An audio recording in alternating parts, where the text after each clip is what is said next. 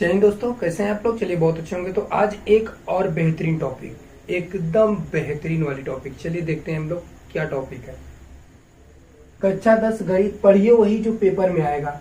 क्या है, एकदम पेपर में आने वाला है क्वेश्चन। ये आई भैया, एकदम आई, ध्यान से समझ ला, एकदम आई, हमारा दिल का तो आएगा, तो क्वेश्चन आएगा। ठीक है, का क्वेश्चन है, का है कि द्विघात बहुपद F x is equal to 3x square minus x minus 4 के शून्यक ज्ञात कीजिए। शून्यांकों तथा गुणांकों के बीच के संबंध का सत्यापन कीजिए। दो चीज कर ले, एक शून्यांक ज्ञात करना है और गुणांकों और शून्यांकों के बीच सत्यता की जांच करना है।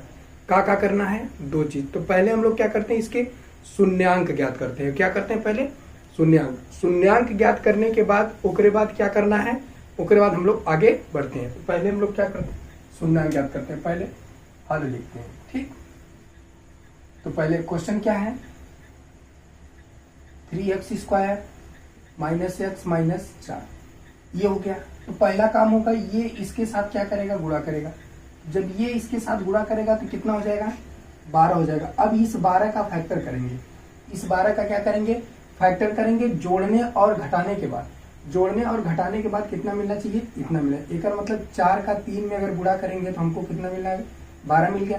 अगर 4 में से 3 घटाएंगे तो हमको कितना मिल गया, 1 मिल गया। एक मतलब 1 तो मिल गया, लेकिन हमको माइनस में 1 चाहिए। कुछ करें ना, -4 कर लीजिए, इसको +3 कर लीजिए। अब घटाएंगे तो -1 मिल जाएगा।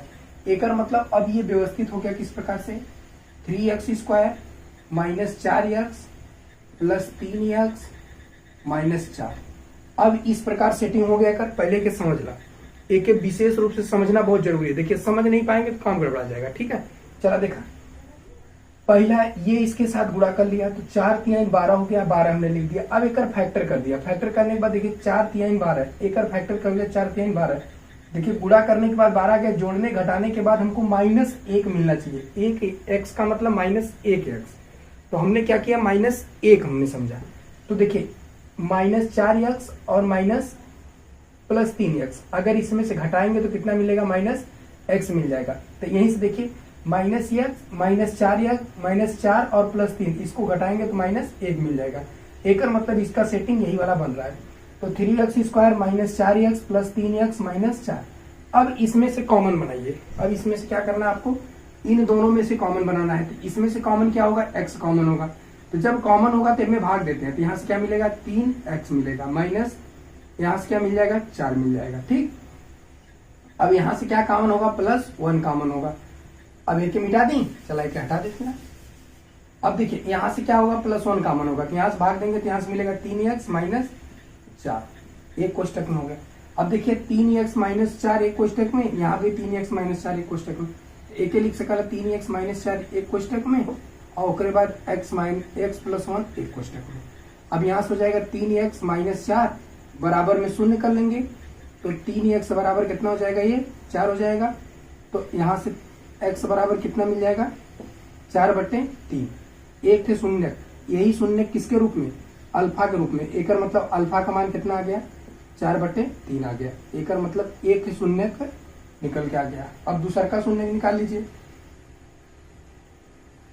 x + 1 = 0 हो जाएगा। तो x बराबर -1 हो जाएगा। एक मतलब ये बीटा का मान कितना हो गया, -1 हो गया। एक चीज आपको निकल के आ गया। आपसे पहला पूछा था शून्यक ज्ञात कीजिए, शून्यक हमने निकाल लिया। अल्फा और बीटा के हमने जो दोनों मान निकाले हैं, कहने का मतलब x का जो दोनों मान निकाला गया है वही इसके शून्यक हो गए।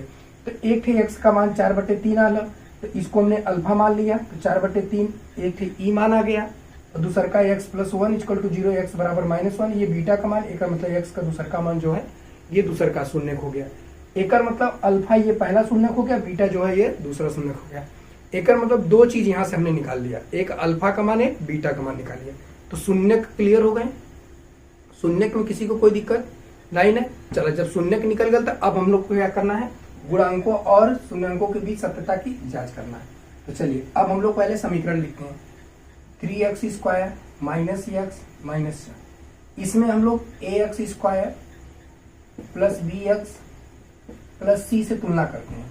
जब तुलना करेंगे तो ए बराबर क्या मिलेगा 3, बी बराबर कितना मिलेगा -1, सी बराबर मिलेगा -4। ए बी और सी का हमने क्या निकाल लिया, मान निकाल लिया। अब आपको पता है शून्यांकों का योगफल बराबर शून्यांकों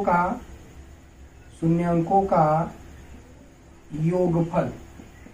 योगफल अल्फा प्लस बीटा बराबर -b/a। ई फार्मूला होता है कि नहीं। शून्यांकों का योगफल अल्फा प्लस बीटा, शून्यांकों का योगफल, शून्यांक कौन कौन है, एक थे अल्फा एक थे बीटा, तो शून्यांकों का योगफल अल्फा प्लस बीटा बराबर -b/a। ई फार्मूला होता है, क्या होता है वो बोलो, ई फार्मूला होता है। कौन फार्मूला होता है, -b/a, अल्फा प्लस बीटा बराबर होता है। अल्फा का मान कितना है, अल्फा का मान है 4/3 और प्लस बीटा का मान कितना दिलेगा -1 बराबर माइनस बी का मान कितना दिया है -1/a का मान कितना दिया है 3। एक हल करा, ये हो जाएगा 4/3, ये -1 बराबर एक हल करेंगे तो 1/3, माइनस का माइनस में प्लस हो जाएगा 1/3। अब एक हल करा, एक लस हो जाएगी 3, एक भाग देंगे तो 4 हो जाएगा, यहाँ से एक का भाग देंगे तो 1 3 मतलब 3 का 3 में भाग देंगे एक बार, 1 का 4 में गुणा करेंगे 4 हो जाएगा, माइनस एक भाग देंगे 3 बार तो हो जाएगा 3 बराबर 1/3। अब एक ही जब हल करेंगे तो यहाँ से कितना मिलेगा 1/3 बराबर 1/3 ला। एक थे तो शून्यांकों के बीच सत्यता की जांच क्लियर हो गया, शून्यांकों का योगफल वाला ये क्लियर हो गया। बोला कोनो दिक्कत में, शून्यांकों के योगफल के लिए कोनो दिक्कत ना है। चला एक हम फिर से एकदम बेहतरीन तरीके से समझाया जाता है। फिर से देखिए, शून्यांकों का योगफल अल्फा प्लस बीटा बराबर -b/a, अल्फा का मान 4/3, बीटा का मान -1 बराबर -b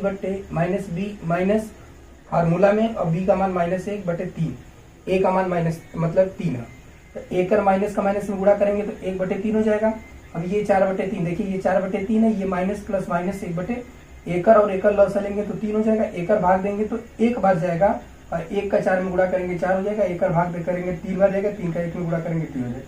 4 में से 3 घटाएंगे तो 1/3 और यहाँ से 1/3, दोनों अगर आपस में बराबर हो गए तो सत्यता की जांच क्या होती है, सत्य होती है। ये शून्यांकों का योगफल के लिए हो गया। अब यहाँ निकालेंगे शून्यांकों का गुणनफल, शून्यांकों का गुणनफल alpha into beta is equal to c/a। Alpha का मान कितना है 4/3 इंटू बीटा का मान कितना है -1 बराबर सी का मान कितना है, सी का मान कितना भी है -4 और ए का मान कितना है 3। अब एक गुणा करा, -4/3 बराबर ये भी हो जाएगा -4/3। देखा दोनों आपस में बराबर आ, लेकिन एक मतलब ये भी सत्यता की जांच क्या हो गई आपकी, एकदम सत्य हो गई। यही चीज तो पूछा था।